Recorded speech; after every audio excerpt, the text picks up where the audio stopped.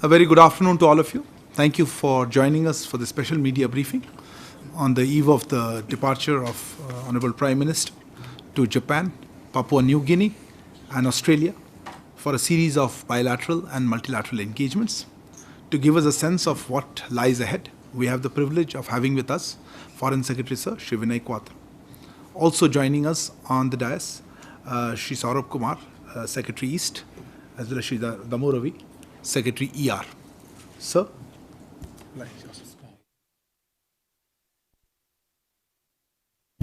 Okay. Thank you very much, and good afternoon to all of you for presence here this afternoon for this special briefing on Honorable Prime Minister's upcoming visit to Japan, Papua New Guinea and Australia.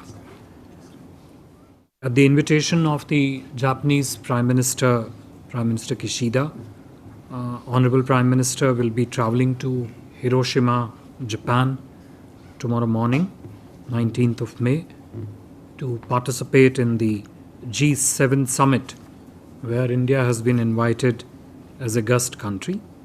This would be the first leg of Prime Minister's three-country visit.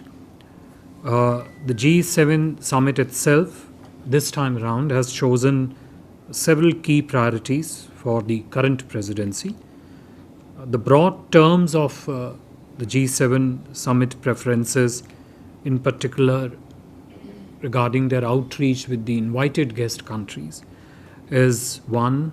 On nuclear disarmament, 2. On economic resilience and economic security, 3. Regional issues, 4. Climate and energy, 5. Food and health, and development. There are other priorities also, such as digitization and science and technology, which would get highlighted in various sessions during the G7 summit. India's participation at the G7 summit in Tokyo would be structured around 3 formal sessions. 2 of them would be held on 20th of May and the third one on the 21st.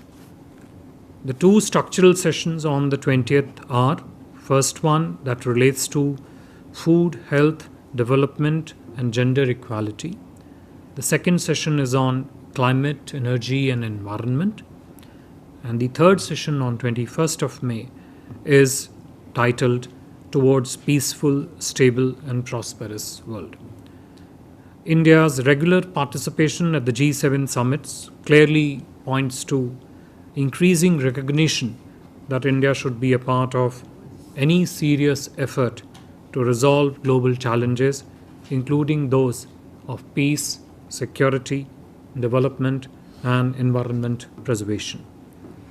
This is even more salient in the context of our ongoing presidency of the G20 and our particular efforts to prioritize the interest and concerns of our fellow country members of the Global South.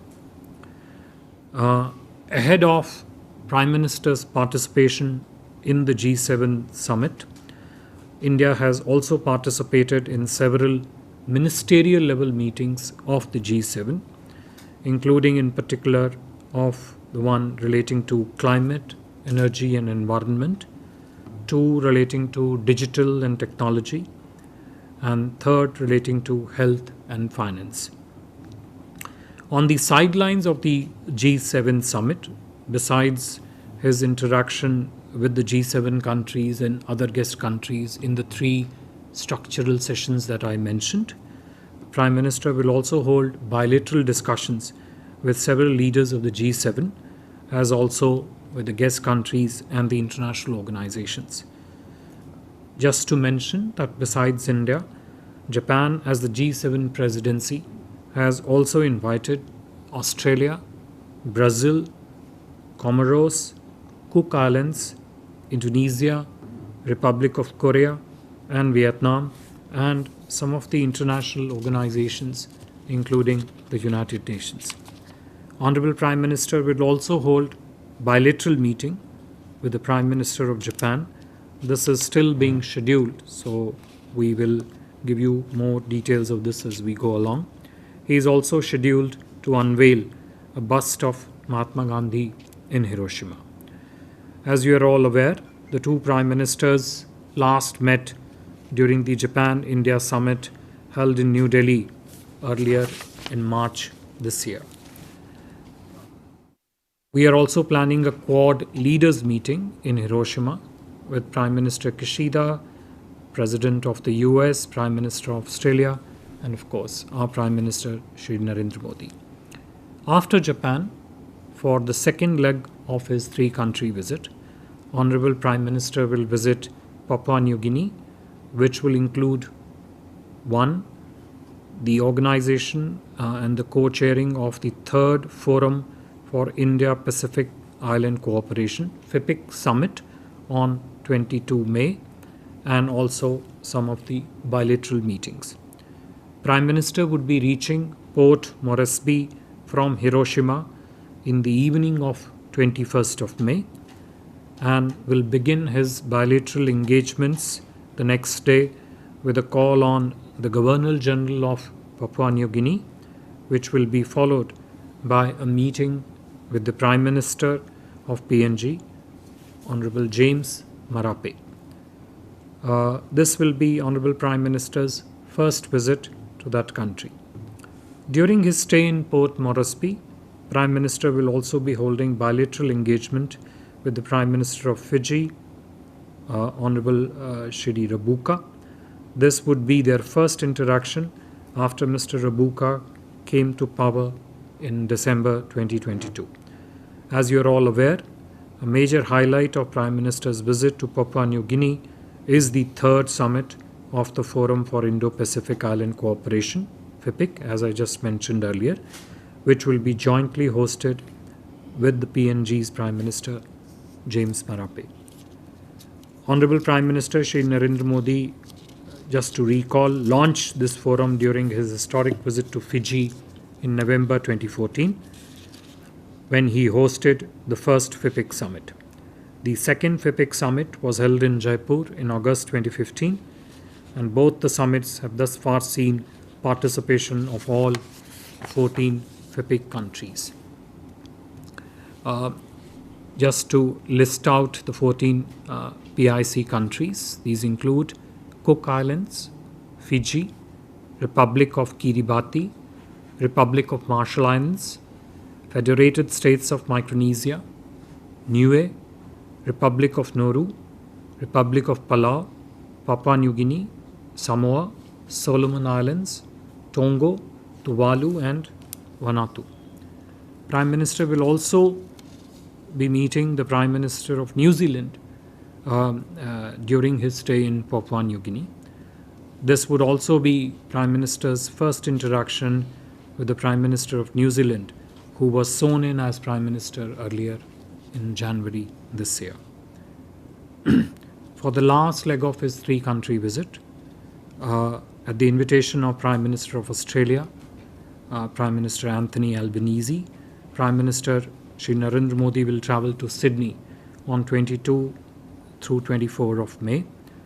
Prime Minister Modi is scheduled to have a bilateral meeting with Prime Minister Albanese in Sydney. This will be their fifth meeting within this year. The first was held exactly a year back on the same date in Tokyo on the sidelines of Quad Leader Summit. Prime Minister is also expected to call on the Governor General, Honorable David Hertley. Also planned during the visit is a business event where Prime Minister would be meeting the leading CEOs from Australia. Prime Minister will also be addressing the diaspora at a community event in Sydney on 23rd of May. We are expecting Honorable Prime Minister Shri Albanese to also expected to join Prime Minister Modi at this community event. The visit of Honorable Prime Minister to Australia comes, as you all know, within just 2 months of the state visit of Prime Minister Albanese to India in March this year. The first India-Australia annual summit was held during the visit in Delhi on 10th of March, and Prime Minister Modi's last visit to Australia was in November 2014. We expect, and it's also our objective, that the visit to Australia will reinforce the strong priority attached by India and Australia to our bilateral relationship. I would like to end here, and if there are any questions, would be very happy to take them. Thank you very much. Thank you, sir. For the ground rules, please introduce yourself and the organization that you represent. I'll open the floor. Yes, please go ahead. Good afternoon sir. Sir मैं कविता जोशी हूँ Haribhoomi newspaper से। Sir मेरा सवाल ये है कि जो अभी आपने कहा कि हिरोशिमा में क्वाड लीडर्स समिट होगा, तो ये माना जाए कि अब सिडनी में जो क्वाड की मीटिंग होने वाली थी वो कैंसिल हो गई थी, उसकी जगह बदल के अब हिरोशिमा हो गई है। और सर इस पे जो बायलैटरल मीटिंग्स हैं पीएम की G7 की साइडलाइंस में जो होने वाली हैं, उसमें से आपने जापानीज़ प्राइम मिनिस्टर का तो बताया है, लेकिन उसके अलावा किन कंट्रीज़ के नेशन हेड्स के साथ प्राइम मिनिस्टर की बायलैटरल मीटिंग्स होंगी, उनके बारे में ये बताइए। जापान के अलावा, या behind you. Sir, Sridhar here from the Asian Age. Somewhat related to the previous question, what are the, how different will this Hiroshima Quad meeting be from a regular Quad summit at Sydney? How are the two distinguished? Thank you. Please. So this is Raghavendra Varma from German television ZDF. So the question from the editor, sir, in the Western countries, they're concerned about India's being abstaining from the resolutions criticizing Russia and disregarding the Ukraine war. So the question, what is India willing to do to end the war in Russia and Ukraine? So the question was the last part. The first one is just a comment. Okay, it's okay. Who had a hand up? Yeah, Yeshi, go ahead. I'll come back to that. This is Yeshi Seli from the New Indian Express. During Prime Minister Modi's visit to Australia, what are the chances of, upgrading the existing trade agreement to a comprehensive economic partnership agreement? With Australia, during his visit to Sydney. Upgrading the trade to a SECA. Yeah. Okay. Yeah.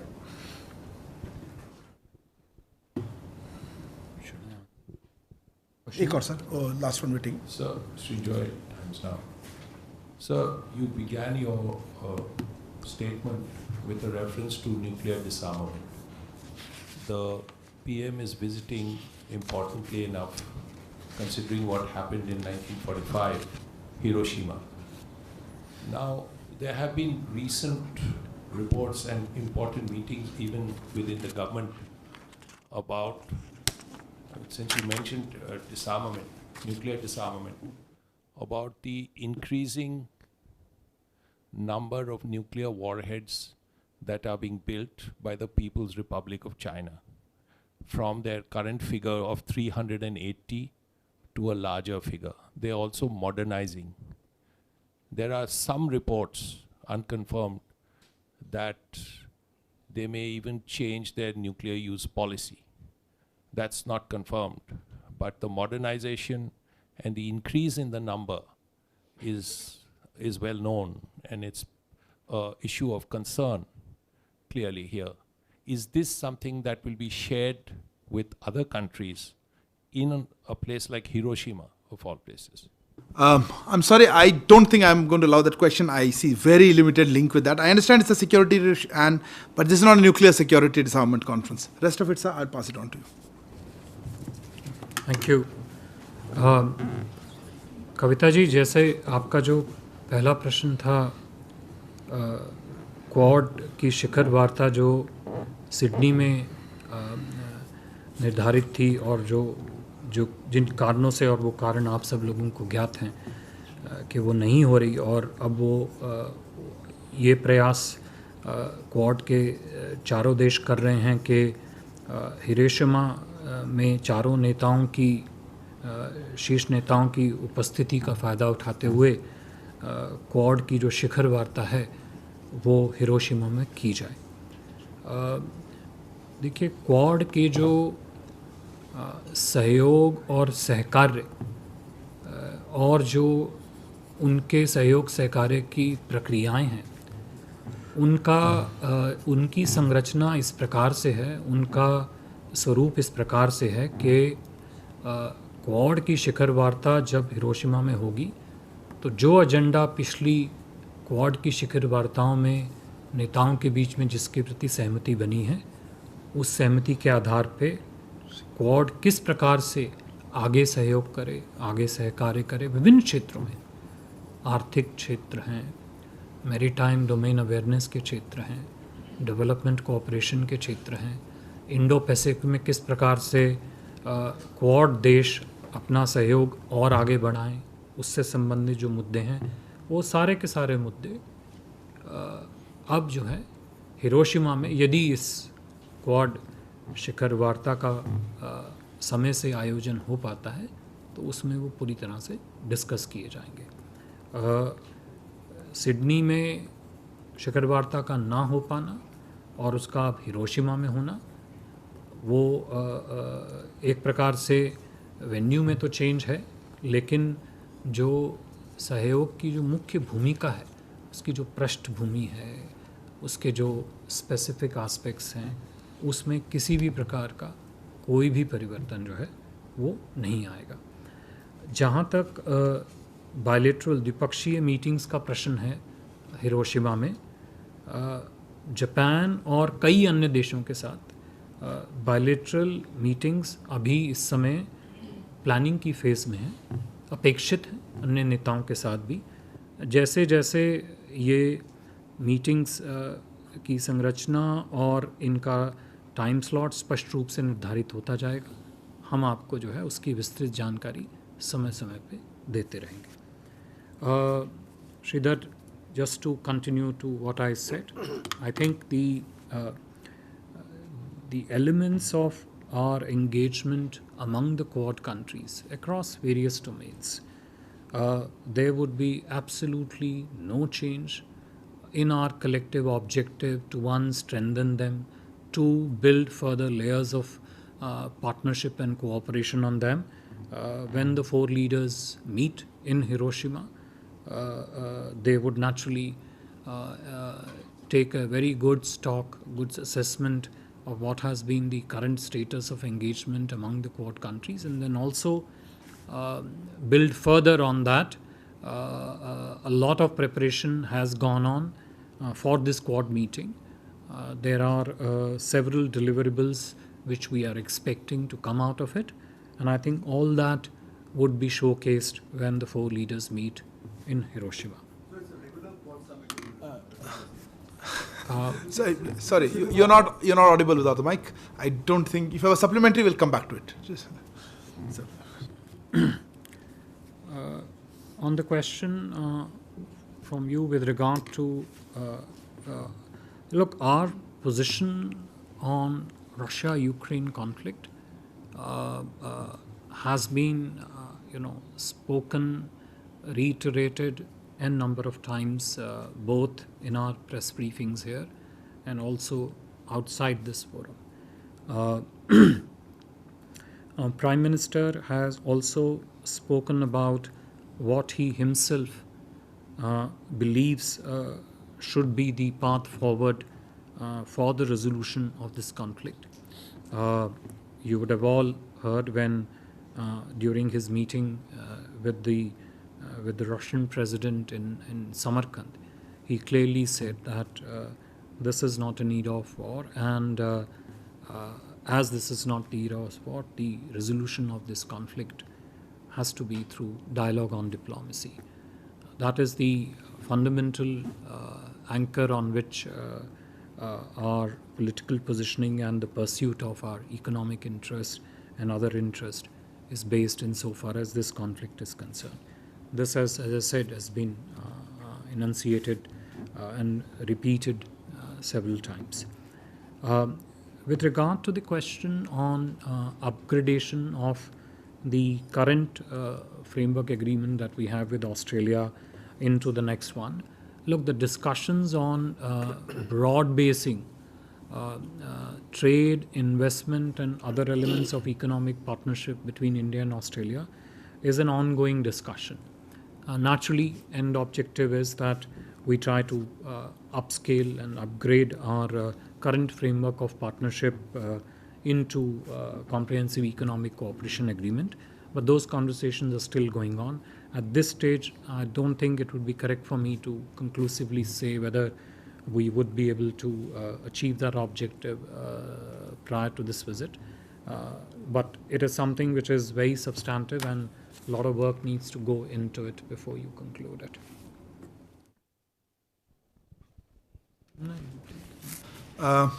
One second. You had a clarification question before that, yeah. So just a small clarification. So this is a regular Quad summit in Hiroshima. Am I right in understanding that? This is not just a meeting or an informal. This is a regular Quad summit in Hiroshima. The venue has changed from Sydney. Am I right in saying that? When the 4 Quad leaders meet, it is a Quad summit. Okay. Madhurendra? Sir Madhurendra मैं news nation से मेरा सवाल है कि PM Modi और PM कसीदा के बीच बातचीत होगी, उसमें क्या बुलेट ट्रेन के प्रोजेक्ट को डिस्कस किया जाएगा, क्योंकि डेडलाइन को लेकर और फिनांस को लेकर कई तरह के सवाल हैं जो दोनों तरफ से रिपोर्ट किए गए हैं टाइम टू टाइम। और दूसरा सवाल, ऑस्ट्रेलिया के दौरान क्या पीएम मोदी किसी गुरुद्वारे को जाएंगे, और क्या वहाँ पीएम अल्फांसो के साथ जो बातचीत होगी उसके दौरान जो खालिस्तान का मुद्दा है और खासतौर पर जो रेडिकल एलिमेंट्स है उन पर भी बातचीत होगी? Smita? Smita Sharma here. Has there been any discussion on a formal expansion of the G7, perhaps including a membership for India too? And there is supposed to be an event where leaders, including the Prime Minister, will meet with the families of the atomic bombings victims. Do you think in that context, India's status as a non-NPT signatory could also come up for discussions? Takir?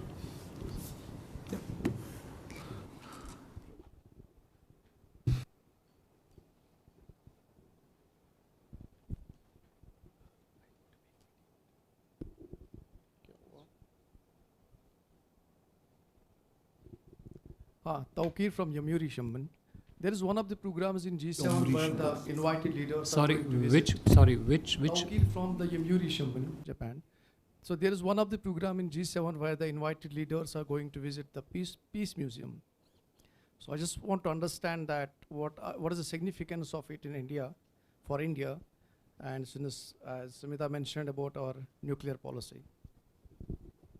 Hi sir, it's an unrelated question, but hi, Akshay Dongre Sorry. from India Today. Yeah. Sir, a bit unrelated question, but this question is on baby Ariha. It's been 20 months since... It is unrelated. Can we move on to something else? Yeah, go ahead. Yeah. This is Manas from PTI, Press Trust of India. I just wanted to ask you, India is holding the presidency of G20 and Prime Minister Modi is going for G7 summit. And there have been so many areas of convergence. So is it going to just seek convergence between the two groupings in dealing with pressing challenges like food, energy security, etc.? Thank you. And we had one question there. Yeah, go ahead. Hello sir, I'm Siddhant from CNN News 18. So my question is with regards to US annual religious freedom report. And why I'm asking this question is because there is a possibility that Prime Minister will hold bilateral with President Biden on the sidelines of G7 in Japan. So will this issue be raised? Because with each passing year this report comes up and India condemns it, India calls it biased. So is there going to be any end of I didn't get your question. Who will raise it? The Prime Minister, Indian side will. We should raise their report. The report, because each year we condemn it. My institute, we've said what we have to say, but I will leave if Foreign Secretary wants to add anything. We taken one more question. Who was here? Yeah, no, before. So the G7, of course, is also expected to talk about debt relief. It's also expected to talk about food security. These are, of course, priorities that India has also pushed through its presidency of the G20. Are you optimistic about certain specific deliverables in terms of policies? For example, swaps, debt relief for developing countries, as that's a major economic priority right now? This is from, I'm not clear, is this from the G7 or the G7 partners meeting? Yes, but during the meeting is India likely to push that and table debt relief and specific... Debt relief and all, okay. Yes, sir. Okay. I'll just get to that. I think I'll just pick up the last one first. You see, there are, the way the G7 summits are organized, there are two parts to it. The first part is discussions among the G7 countries. The agenda for those discussions does not include the guest country participation. The second part of it is where G7 countries interface with the invited guest countries on a set of global priorities which are naturally of interest to the world in general, but also in particular to the developing countries. Along with Prime Minister, I mentioned to you the other countries which have been invited. In this outreach of G7 summit members with the invited countries, the discussion will revolve around 3 sessions which I mentioned to you.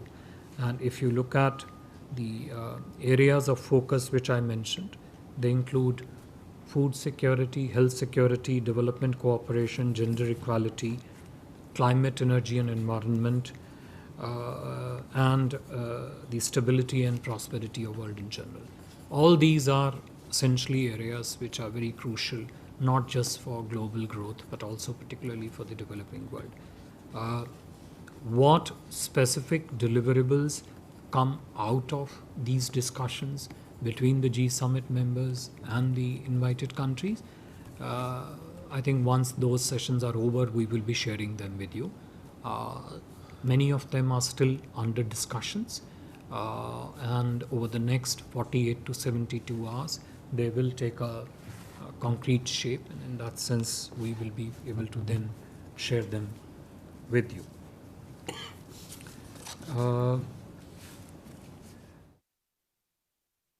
देखिए, Japan के प्रधानमंत्री जी के साथ किन किन मुद्दों पे बातचीत होगी वो तो इस समय मेरा कहना उचित नहीं होगा, लेकिन ये अपेक्षित है कि जब दोनों नेता मिलेंगे तो आर्थिक सहयोग के सभी विषयों पे और जो हमारे सामरिक सहयोग और सहकार्य के क्षेत्र हैं उन सभी विषयों पे भी दोनों नेतागण अवश्य चर्चा करेंगे। मगर जैसे कि मैंने कहा कि द्विपक्षीय वार्ताएं अभी जापान और बाकी देशों के साथ अभी उनकी शेड्यूलिंग चल रही है, और जब एक बार उनका स्पष्टीकरण हो जाता है तो उसके बाद वो जानकारी हम आपके साथ शेयर कर सकेंगे। ऑस्ट्रेलिया की यात्रा के दौरान भी ये हम अपेक्षा कर सकते हैं कि जब दोनों नेता आपस में वार्ता करेंगे तो द्विपक्षीय सहयोग के सभी मुद्दों पे विस्तार से बातचीत की जाएगी। ये स्वाभाविक है कि सहयोग के क्षेत्रों में वो क्षेत्र भी शामिल हैं जो कि दोनों समाजों की सुरक्षा के हितों से जुड़े हुए हैं, और उन मुद्दों पर अवश्य ही जो है बातचीत होगी। खालिस्तान का जहाँ तक मुद्दा है, उस मुद्दे की सहनशीलता, उसकी संवेदनशीलता को लेते हुए हमने ये मुद्दा कई बार ऑस्ट्रेलिया के समक्ष रखा है, और इस विषय पे हमारी और ऑस्ट्रेलिया के बीच में वार्ता लगातार जो है जारी रहती है।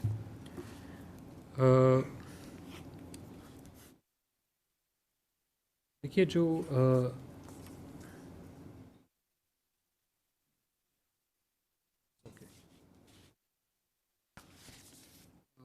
I think there was a question with regard to the meeting between the leaders participating there, and a meeting with the family members, or the visit to different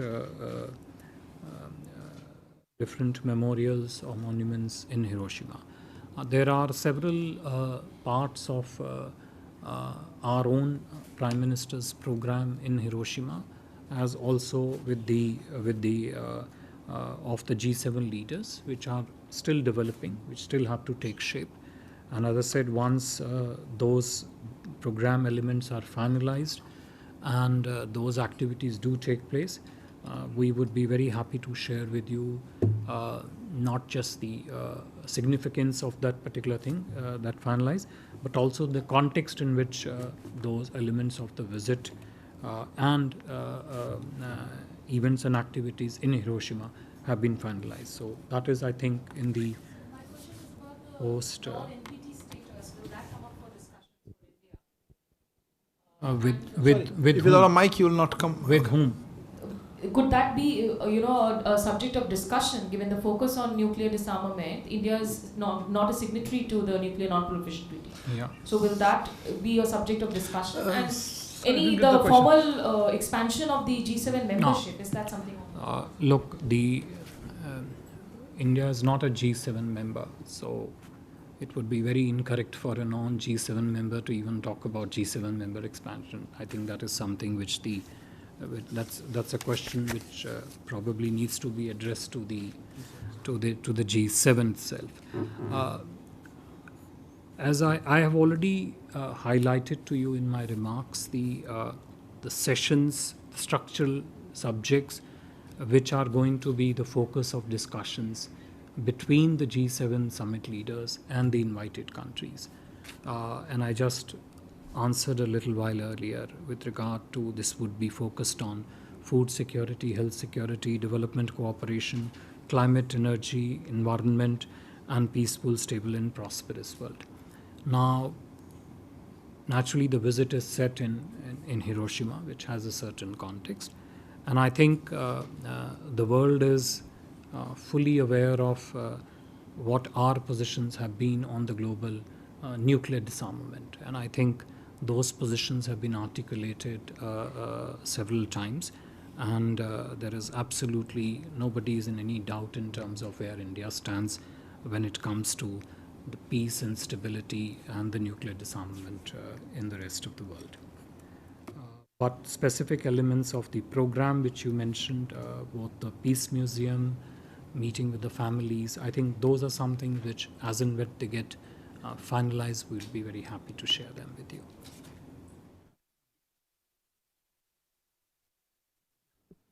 Take a last quick few. We're really out of time. Who had a question? Yeah, go ahead. Just 1 second. No, hold. Sorry, I missed you. Yeah. Sir, Rishikesh from PTI. To what extent the topic of counter-terrorism expected to be discussed during the bilateral of PM Modi with Biden, and will India request President Biden's assistance in expediting the extradition of Tahbur Rana, the Pakistan origin terrorist? Yeah. There at the back.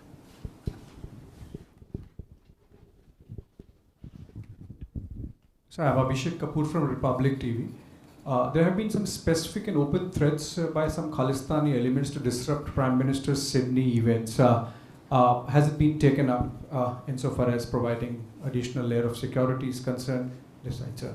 And second, if you could take this question. Stick to question, quick, fast, if you have fast. Just about half an hour back, we reported about half an hour back, we reported of Indian naval assets assisting Chinese People Liberation Army Navy in search and rescue operations. Sorry, in the not Indian relevant. Ocean, I'm happy to discuss separately. No, sorry, not relevant. Please, Yuma. I'm Huma Siddiqui from the Financial Express. Just wanted to know what would be the focus of the third forum meeting in Papua New Guinea, and there's also news that there's several agreements which are going to be inked during that visit. So can you just talk about that, please? Okay, and a final question. So, yeah, Akhilesh. Akhilesh. Sir, I'm Akhilesh Suman from Samsat TV. We had organized a meeting of Global South, and when Prime Minister Narendra Modi is going to participate the outreach of G7, what is the message that we want to communicate the members of G7 at this moment? There's someone, you had a question? Something very different? Yeah. Message. Sir, I'm Suman Sharma. So you mentioned the last EPIC summit was held in Jaipur in 2015. So and it's happening now. So why did it take so long? Why didn't it happen in these years? Thank you, sir. I will hand over this question to you. I think we'll just, if you all allow, I think Huma Siddiqui ji's question on the third FIPIC summit and what the priorities are, I would request my colleague, Secretary East, Mr. Saurabh Kumar, to first answer that, please. Yeah.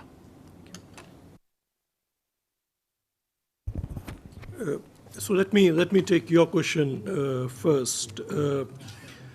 The thrust of our cooperation with the Pacific Island countries has been to a very large extent around the areas which are of importance to these countries, And these include things like sustainable development, sustainability, quick impact projects, humanitarian assistance and disaster relief, etc.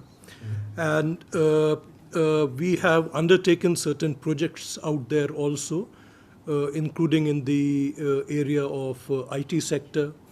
We have an MOU in the area of sustainability, which was an announcement which was made last time, and subsequently it was signed. What the exact outcomes of this particular summit would be, we would have to wait and see what outcomes are there. I think as far as your question, Madam, is concerned about why there was a delay, we had, the Forum Summit had been scheduled some time ago for 2020, but because of COVID and other scheduling difficulties, it could not be held at that point of time, and we are having it now. Thank you. I think the first question was whether the question of counterterrorism and speedy extradition of Tahawur Rana, whether that would be taken up with President Biden in the discussions. I think that was your first question. Look, as I've already mentioned to you, the bilateral meetings on the sidelines of the G7 summit in Hiroshima are still being firmed up. So I am not going to make any assumptions about which meetings would happen, which meetings would not happen.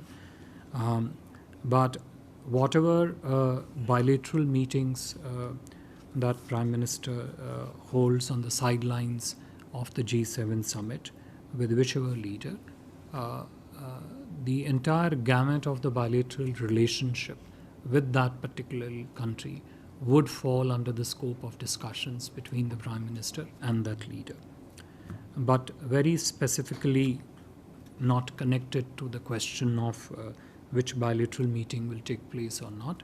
Insofar as the question of Tahawur Rana is concerned, we are in very regular touch with the US authorities to ensure that there is speedy and early extradition of Tahawur Rana. We have all seen the judgment which was given by the local US court there. That conversation of ours with the US side is continuing. Akhilesh, your question on Abhishek, and this question on security, etc., for the visit of the Prime Minister. Look, whenever Honorable Prime Minister travels to any destination, all elements relating to logistical and security arrangements of his visit are duly taken care of. But those are the questions that we don't comment on. But the relevant people are who are charged with that responsibility do take full care of that. On the question relating to what will be our message from the Global South to the G7 leader, along with, of course, what are also the focus areas of India's G20 presidency. Look, when we did the briefing on the Voice of Global South Summit here in this room, we had mentioned that one very clear sense that came across during the Voice of Global South Summit was that the countries of the Global South clearly felt that their priorities of development, debt-free development, or development which doesn't burden them with debt, the problems which they faced, particularly during the pandemic and thereafter, of food security, health security, the way the societies of the Global South suffer because of the challenges of climate change, the way they think the Global South needs to be looked at when you look at a liberalized global trade regime. It was a clear sense that came out of the meeting of the Voice of the Global South, that these priorities are not adequately or deeply or properly addressed by the countries of the West. When even in the past meetings, whenever Honorable Prime Minister has spoken at such multilateral forum, he has always been in the forefront championing the cause and the priorities of the Global South countries. And naturally that would also be one of his priorities when he engages and interfaces with the leaders of the G7 summit during his visit to Hiroshima. Thank you very much, sir. My thanks also to other secretaries, particularly Secretary E. Saurabh Kumar and Secretary E.R. Sridammu Ravi for joining us on this briefing. Thank you all for joining. Please stay tuned to our updates on our social media and otherwise on the forthcoming visit of Prime Minister to these three nations. Thank you very much.